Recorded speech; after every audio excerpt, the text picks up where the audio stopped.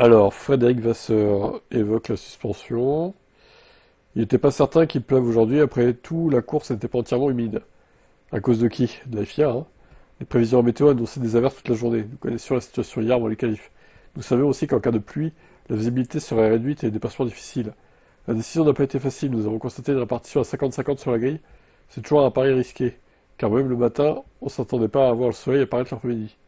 La décision avec Lewis était la bonne. Il pouvait dépasser dès les premiers tours, et l'appui l'a aidé à revenir. Ensuite, nous avions le rythme pour dépasser Russell et Albon, mais nous avons perdu du terrain à cause des ailerons chargés. Au moins, nous sommes remontés à la 7ème place. Avec Charles, je ne sais pas, car au final, il y avait 2 à 3 km d'écart entre nous et Max et les McLaren. Quand on prend la décision samedi à 14 heures, on ne sait jamais combien de tours on va faire en intermédiaire le dimanche. Un pari risqué. Je pense que c'était une bonne décision. Je suis pas sûr que ça aurait pu faire une grande différence entre les 4 premiers. Alors, effectivement, là, vous voyez la différence d'aileron arrière, pardon. Là, la preuve est là, hein, que Hamilton avait un putain d'aileron arrière très très chargé en appui aéro pour maintenir la voiture sur la piste et ça lui baisait sa vitesse de pointe. Du coup, je pense qu'il faut peaufiner la situation. C'est jamais facile d'apporter quelque chose de nouveau à un week-end sprint. Avec ce format, on ne peut pas faire de simulation de course le vendredi, sauf sur 4 tours, donc c'est pas facile d'avoir des références. Au final, je pense que c'était la bonne décision, notamment pour mieux nous préparer pour la semaine prochaine. On va essayer de tout mettre en place d'ici là. Certaines évolutions sont payantes dès le premier tour, tandis que d'autres nécessitent des ajustements, pour comprendre leur comportement et leur interaction avec les freins, la garde de sol, etc. Nous en sommes encore à cette phase. Si j'avais eu le choix, j'aurais certainement préféré un week-end normal à Spa.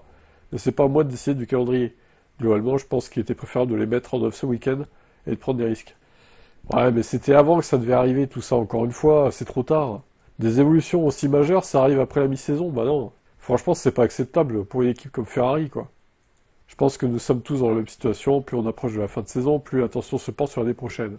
On apportera certainement de petites améliorations d'ici la fin de l'année, mais elle concerne davantage les ajustements individuels de la piste et de la météo qu'autre chose que pas de gros package, donc. Il confirme que c'est fini les gros zéros, ce qui paraît logique. L'ambiance au sein de l'équipe, c'est certainement, est bonne au sein de l'équipe. C'est certainement pas le résultat que nous attendions avec Lewis lors des 2 qualifs. Ça fait partie de la vie d'une équipe, il faut bien réagir comme nous l'avons fait aujourd'hui. Il a fait un excellent travail. Il s'est montré très agressif au départ, dans des conditions extrêmes.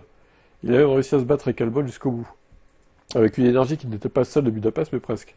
Il a réalisé une belle remontée.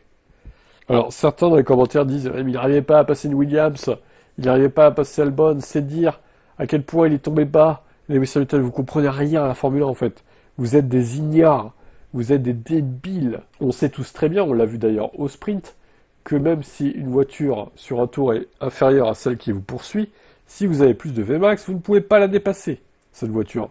Enfin, si la voiture devant vous a plus de Vmax, vous ne pouvez pas vous la dépasser du coup. C'était le cas entre Verstappen et Piastri. Verstappen avait donc plus de Vmax que Piastri, il ne pouvait pas dépasser, même si Piastri était meilleur dans les virages.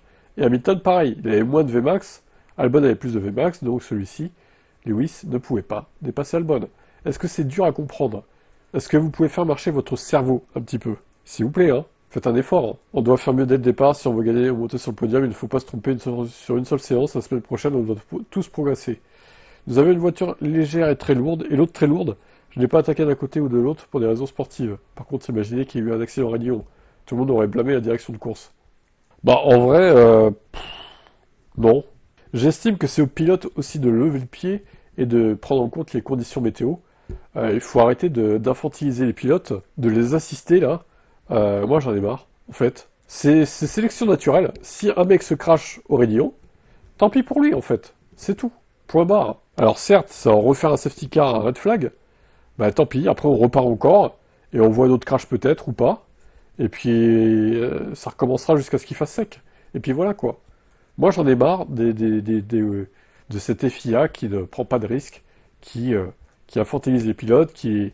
Non, c'est trop dangereux, il faut pas que vous rouliez. Non, c'est bon, quoi. C'est les meilleurs pilotes du monde. Et la marre aussi.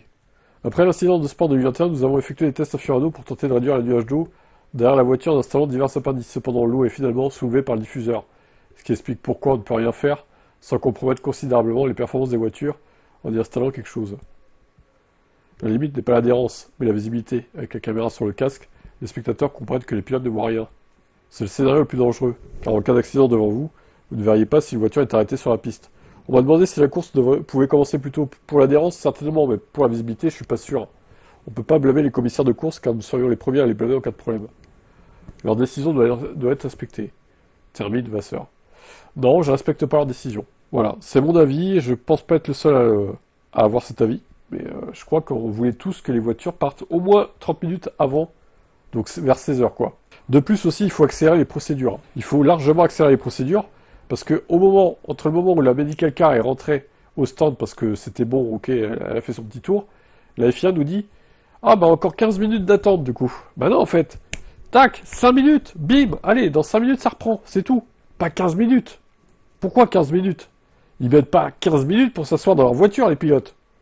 Tu leur laisses 5 minutes, ils mettent leur petit combi, leur cagoule et tout, leur équipement, hop, ils se foutent dans la voiture, ils repartent, directement. C'est tout, en fait. Il y en a marre des infantilisations des pilotes, là. Et puis je vois dans les commentaires aussi, mais tu n'as jamais posé le cul dans une monoplace pour dire ça sous la pluie. Bah non, mais alors, qu'est-ce que ça peut te foutre? Toi non plus, tu l'as pas fait, en fait, j'ai envie de te dire. Donc, ferme-la. Encore une fois, ce sont les meilleurs pilotes du monde. Ils sont payés des millions par an. S'ils peuvent pas prendre de temps en temps des risques, c'est bon quoi. C'est pas comme si en plus les voitures étaient des cercueils roulants. Désolé, elles sont très solides. Donc voilà, c'est mon point de vue. Je milite pour plus de risques en Formule 1. Voilà, c'est tout. C'est mon avis en tout cas.